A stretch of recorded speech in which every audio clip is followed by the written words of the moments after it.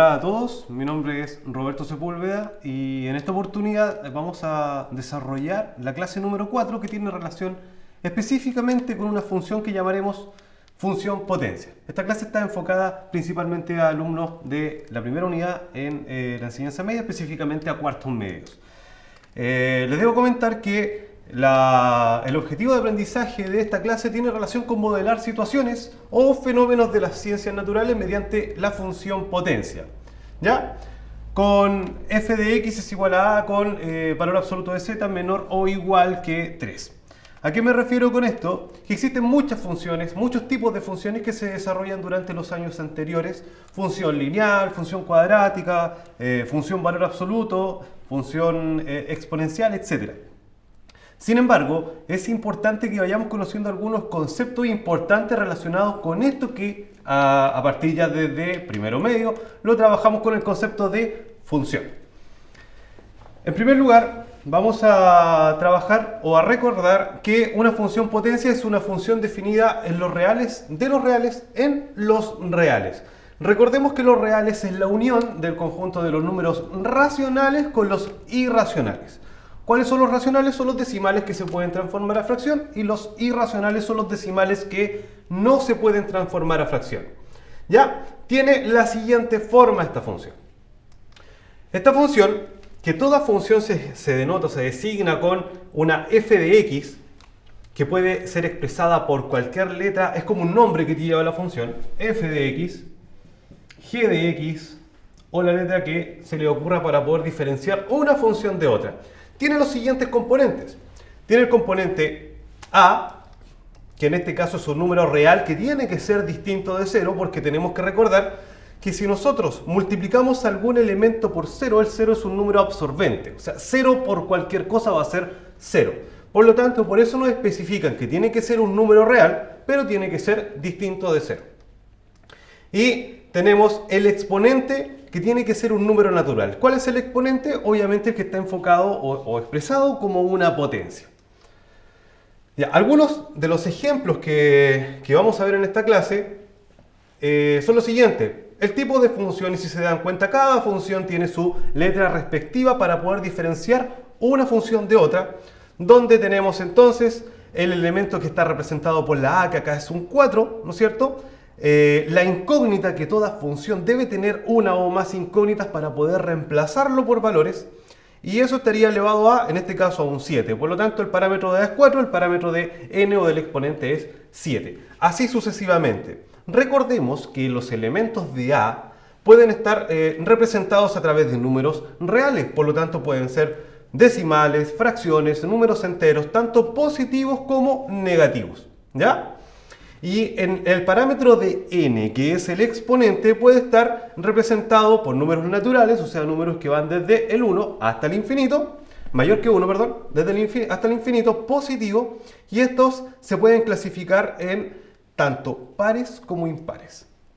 De hecho, esto es lo que se señala a continuación. La clasificación de estas funciones pueden ser de dos clases, cuando n, que es el exponente, un número par, o si es impar. Porque esto va a generar cierta diferencia en el gráfico, en el plano cartesiano. De hecho, ¿cuál es la principal diferencia entre que el exponente sea par o sea impar? Que en el caso del par, esto va a tener esa forma muy similar a una parábola, ¿ya? De hecho, algunos ya le llaman parábola, pero dependiendo también cuál es el tipo de exponente par, que sea un 2, un 4, un 6, y eso va a cambiar la concavidad, y vamos a ver un ejemplo a continuación. Pero también tenemos la representación gráfica cuando este exponente de esta potencia, función potencia, es impar. Y en este caso va a tener esa gráfica. Vamos a ver algún ejemplo. Si yo tengo la siguiente función, f de x es igual a 1 medio de x elevado a 4. Tenemos un exponente que es par, ¿ya? Como es par, ya sabemos que la forma de la figura va a ser decreciente y creciente, ¿ya? Tiene dos tipos de pendiente en este caso, pendiente decreciente y creciente. En cambio, la función del exponente impar que nosotros vemos acá solamente tiene una declinación creciente, de izquierda a derecha. Recordemos que todas las funciones en el plano cartesiano, o todas las gráficas en el plano cartesiano, nosotros tenemos que leerla de izquierda a derecha, como cuando uno lee cualquier texto, ¿ya? A eso nosotros podemos responder a las preguntas si esa función es decreciente o creciente. En el caso de la función que vamos a trabajar a modo de ejemplo, desde la básica ya nos empiezan a señalar cómo nosotros podemos graficar cualquier ecuación o función en el plano cartesiano. Para eso nosotros trabajamos con una tablita.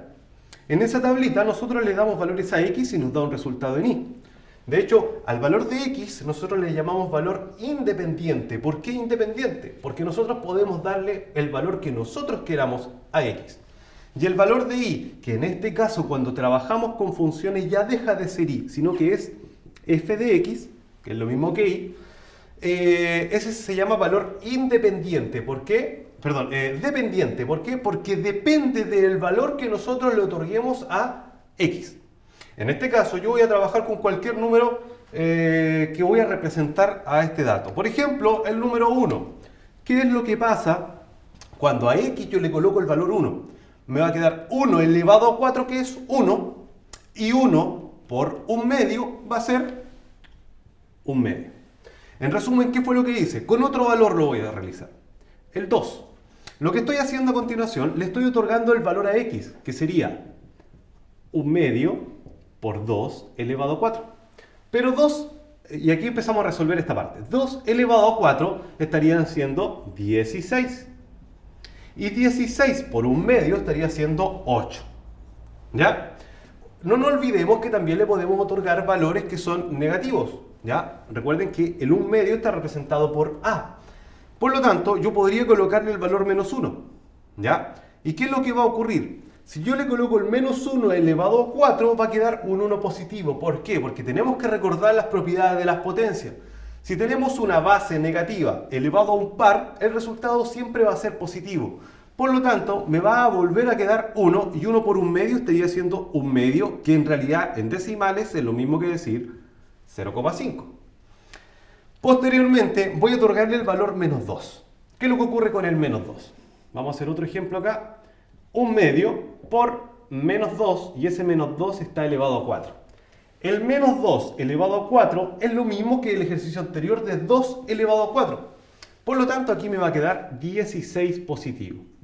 Y al multiplicar el 1/2 por 16, eso me va a quedar nuevamente un 8 positivo. Vamos al gráfico. Recordemos que el gráfico o el plano cartesiano tiene dos ejes de coordenadas, un eje de coordenadas bidimensional para trabajar con este tipo de funciones, donde está el eje X y el eje Y. Eje X también llamado el eje de las abscisas y eje Y también llamado el eje de las ordenadas. Por lo tanto, yo al reemplazar lo que acabo de encontrar con esta tablita son pares de números que nos llevan a graficar puntos en el plano cartesiano. Por ejemplo, el primer punto es cuando x sea 1, acá, y va a ser 1/2, que es lo mismo que decir 0,5.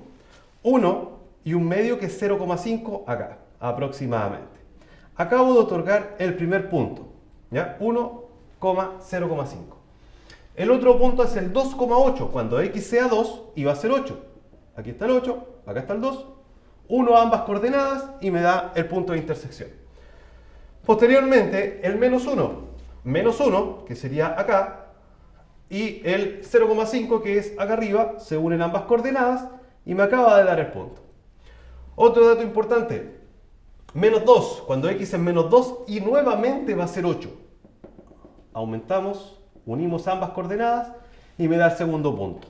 Voy a trabajar con solo un elemento más porque ese elemento igual es importante. ¿Qué pasa si a x yo le coloco 0? Si le coloco 0, me va a quedar en la ecuación, en la función, perdón, 0 elevado a 4, que es 0, y 0 por 1/2 va a ser 0. Por lo tanto, es esta coordenada la que está justo en el origen del plano cartesiano. Cuando yo grafique esto, me va a quedar, más con el gráfico, me va a quedar una figura más o menos así. ¿Ya? Muy similar a la que le mostré en el ejemplo de la imagen anterior. Ahora, ¿qué datos tenemos que reconocer en una función potencia? Una función potencia que está escrito, ya sabemos cómo, de la forma a x elevado a n, Lo que acabamos de cambiar, o por qué nos dio esa forma la figura, es porque este n era un número par. Cada vez que sea un número par va a ser representado de manera similar. Sin embargo, este n va a ir cambiando, por ejemplo, de 2, 4, 6, 8, 10. Mientras más va aumentando este valor, la concavidad de esta figura va disminuyendo. O sea, podemos encontrarnos con figuras que son así, y también figuras que son un poco más amplias, la concavidad, y eso va a ir cambiando solamente por el hecho del cambio del exponente. Sin embargo, cuando nosotros trabajamos con funciones que son impares, que vamos a cambiar un poquito por el hecho de que acabamos de ver este ejemplo, en el caso de las funciones impares, ya sabemos que el gráfico va a tener otra forma. Entonces, a modo de ejemplo y utilizando el mismo gráfico, vamos a trabajar con f de x cuando, no sé, 2x elevado a 3. ¿Ya? Sin trabajar y sin hacer exactamente el mismo ejemplo que hicimos anteriormente, ese tipo de figura va a ser siempre creciente, que en este caso también va a iniciarse o va a pasar por el origen.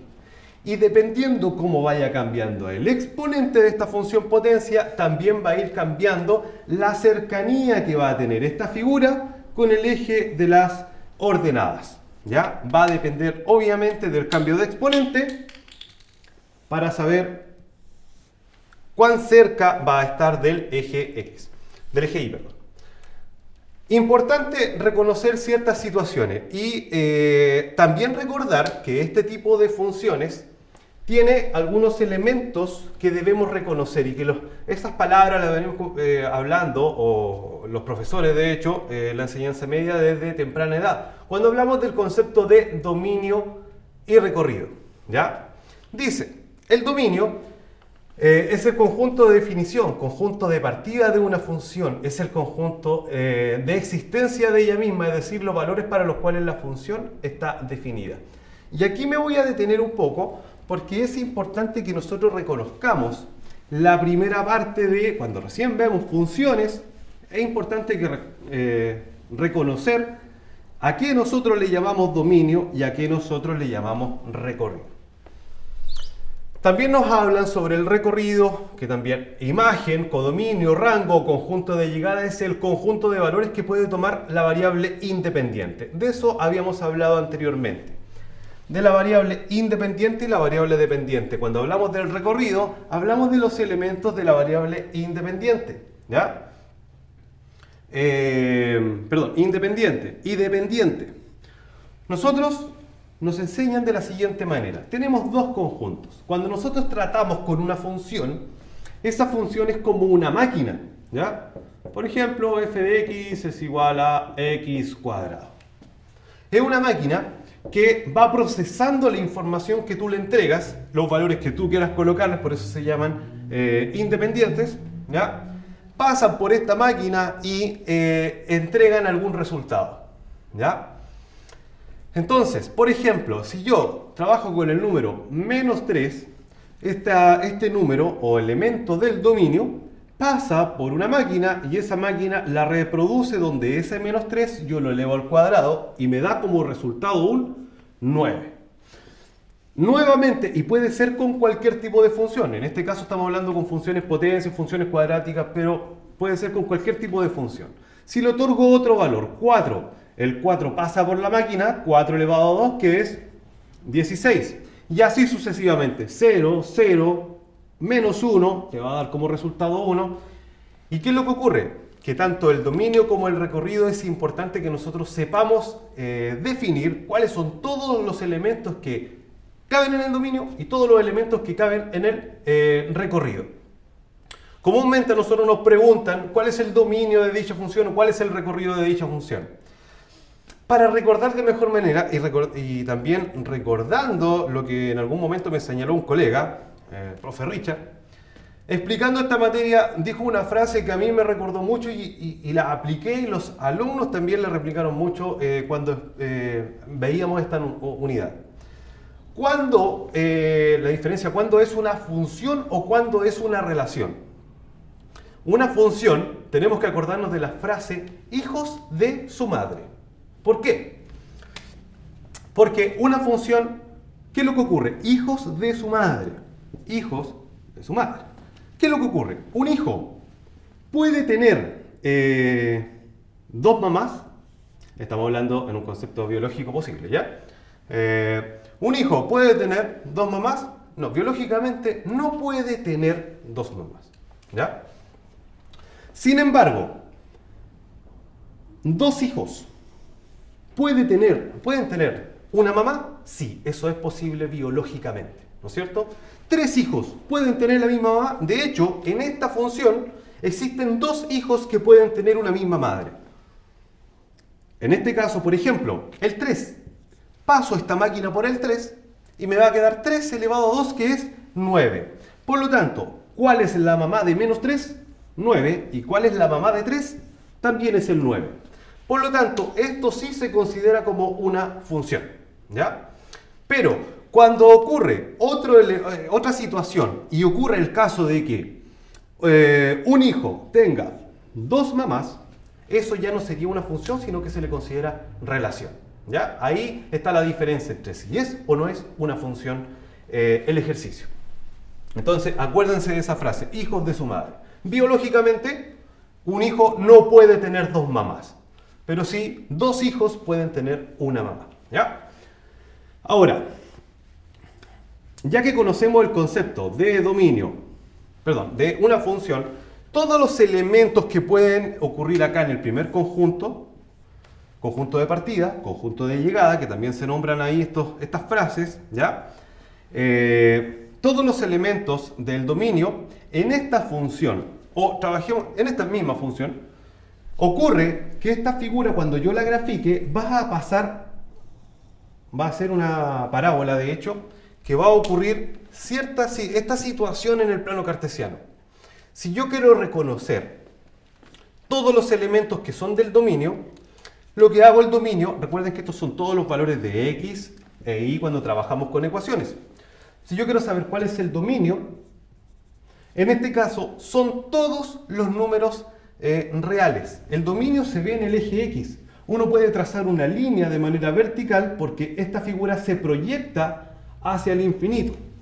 Si yo lanzo una línea vertical y esa línea toca en algún punto del gráfico, quiere decir que todos esos valores pertenecen al dominio. Entonces puedo irme hacia el más infinito y hacia el menos infinito.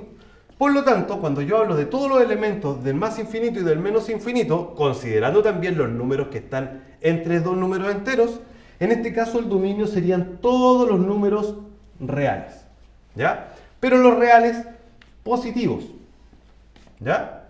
Pero acá la pregunta, ¿incluimos el 0? Sí. Por lo tanto, ¿acaso todos los reales positivos más los reales negativos más el 0? Por lo tanto, acá basta con que nosotros coloquemos todos los números reales. Sin embargo, el recorrido son todos los valores que puede tomar y.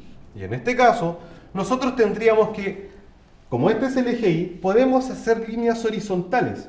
Y en estas líneas horizontales, si toca al gráfico, pertenece al recorrido. Pero si nosotros lanzamos una línea por acá abajo, nos damos cuenta que esa línea no toca a la figura. Por lo tanto, el recorrido, ¿desde dónde parte? Parte desde el 0 hacia el infinito positivo.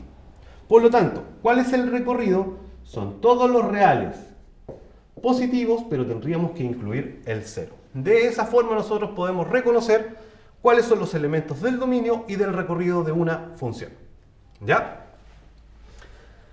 Bueno, ¿qué más podemos señalar de esta unidad? Primero, dominio y recorrido en función potencia. En el caso del dominio buscamos todos los valores del eje X, como lo nombré anteriormente, para los cuales existe el gráfico. Y en el caso del recorrido buscamos todos los valores existentes en el eje Y, los cuales pertenecen al gráfico. Eso es importante. Es lo que acabo de explicar con esa figura. Y aquí podemos ver algunos ejemplos, ¿no es cierto?, donde en este caso La función de x cuadrado, que es la que acabo de explicar, el dominio son todos los números reales, ¿ya? Porque esta figura toma o pasa por todos los valores que intersectan al eje x. Recorrido todos los reales positivos, incluyendo el 0, ¿ya? Y así es como nosotros lo anotamos. En el ejemplo 3, en el segundo ejemplo, cuando la función es impar, porque lo que acabo de explicar yo en la pizarra es que solamente trabajamos con un elemento par, en el impar tenemos que recordar exactamente lo mismo. Vamos a hacer otro gráfico rápidamente para dar la explicación. ¿Y qué es lo que ocurre entonces? En este caso, el gráfico de una función con exponente impar ya sabemos que tiene esta forma, ¿no es cierto? Por lo tanto, si a nosotros nos preguntan cuál es el dominio, cuál es el recorrido, en el caso del dominio, recordemos que es lo que tenemos que hacer, líneas verticales, ¿ya? Esas líneas verticales, al momento de tocar con la figura, debemos recordar también que estas funciones parten desde el menos infinito negativo hasta el infinito positivo, ya se proyectan hasta el infinito. Por lo tanto, ¿cuál sería el dominio de este gráfico? El dominio serían todos los reales, porque donde yo lanzo una línea vertical, siempre va a tocar en algún punto a este gráfico. Por lo tanto, el dominio son todos los reales. Y el recorrido, ¿qué es lo que ocurre con esto? Eso se diferencia entre una función con índice par, ¿no es cierto?, o con índice impar. Y el recorrido, en este caso, serían todos los reales. ¿Por qué? Porque el recorrido donde yo hago una línea horizontal siempre va a tocar al eje, a la figura. Por lo tanto, el recorrido también serían todos los reales, ¿ya? Recordando estos conceptos de función potencia, lo importante es practicar mucho, chicos. De hecho, tenemos que practicar con, en los libros ministeriales, existen muchos ejercicios relacionados para poder graficar.